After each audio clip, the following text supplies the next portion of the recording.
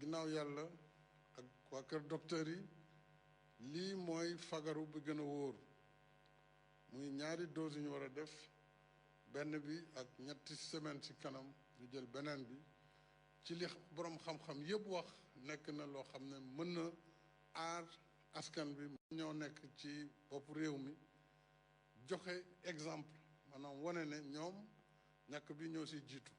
balaa ñu koy jox keneen moo waral teewaay bi moo waral itam parce que démb bi ñu koy ubbi ministre de la santé la ñu njëkk a pikiir ak mboolem docteur yi yor wàllu feebar bi ci kër docteur ndegam ki lay faj mooy ñàkku nag waxatuma ki nga xam ne yow feebar bi mën na dal sa kaw kon daal ñu ngi dalalaat xel yi di ñaan yàlla ñu fagaru naam li ñu am sax bëreegul lool ñu ngi wutaat nag ngir yokk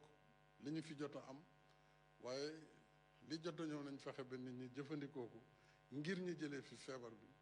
li mu lor si doomu aadama bëri na dañuy ñaan yàlla rek mu yemale ko fii te loolu nag bokk na si ñu ñàkku te continuer di takk masque yi si nu anam yu mu waree di respecter lépp loo xam ne moom la waa kër docteur def maa ngi sant ñëpp di gërëm ñëpp wasalaam. Voilà donc Ibrahima Diédhiou, c'était là le message du président de la République Macky Sall à l'endroit du peuple sénégalais. Il a d'abord commencé par insister sur les ravages que sont en train de causer cette pandémie, le Covid-19, avec plus de 840 morts.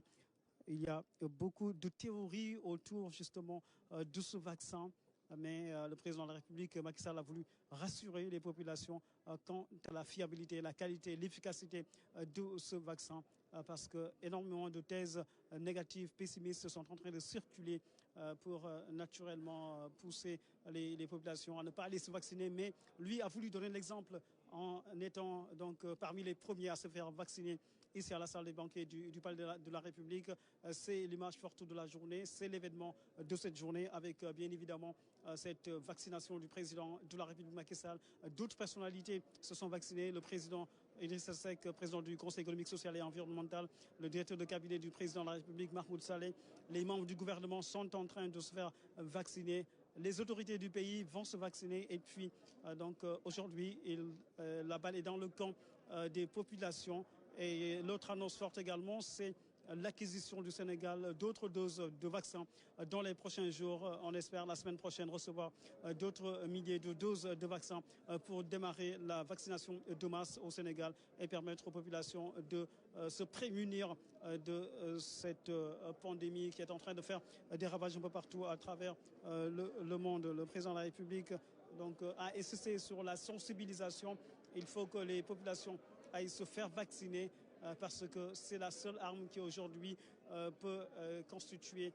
qui puisse permettre aux populations de faire face à cette pandémie. mu mel nii donc Ibrahima Diédhiou njiitu réew mi président de la République Macky Sall gannaaw ba mu yëkkatee ay kàddoom kàddu yi nga xamante ni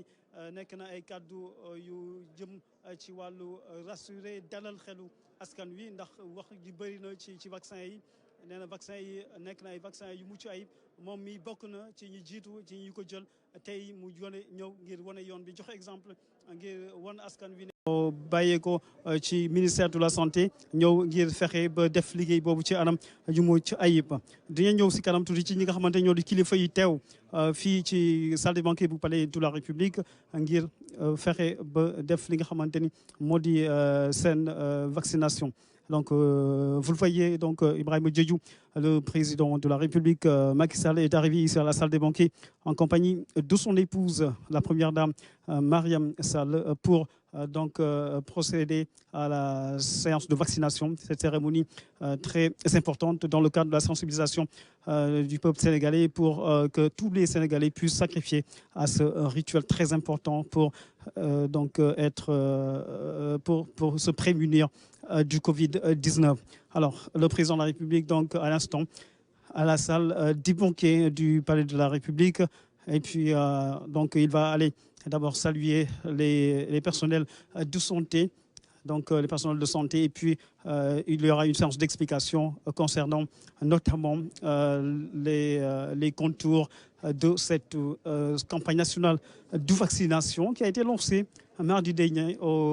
au ministère de la Santé par justement M. Abdoulaye Diouf Sarr, ministre de la Santé et de l'Action sociale. C'est le moment justement de parler de cette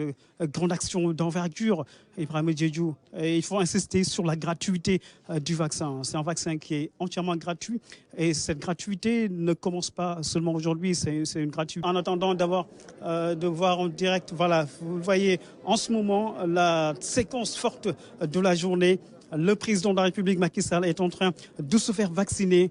par le général Mbengue, le médecin général Mbengue bu palais de la République. Mu nekk ñàkk bu nga xamante ni li muy wund ci wàllu misaal bëri na lool li njëkk moo di askan wi képp ku si nekk war nga mën a dem ñàkku ji te li nga xamante ni moo di mbas mi tey jii ngir nga mucc ci amul beneen remède amul remède bu nga xamante ni war na mën a li nga xamante ni faagagal lii di coronavirus. li mën a def rek moo di fàggandiku gi mooy def ni ki nga xamante ne moom la def di Idrissa Seck di président du conseil économique social et environnemental moom ñàkku na moom itam wane yoon wi gannaaw bi nga xamante ni kii di njiitu réew mi président de la République Macky Sall def lu ni mel mu mel ni lu am solo la directeur de cabinet bu président de la République di Mahmoud Saleh moom itam mu ngi nii di ñàkku moom itam bokk ci kilifa yi nga xamante ni ràññee nañ lool ci li nga xamante ni moo di xeex bi nga xamante ni mu ngi ci wetu njiitu réew mi président de la République Macky Sall ngir xeex lii di mbas mi.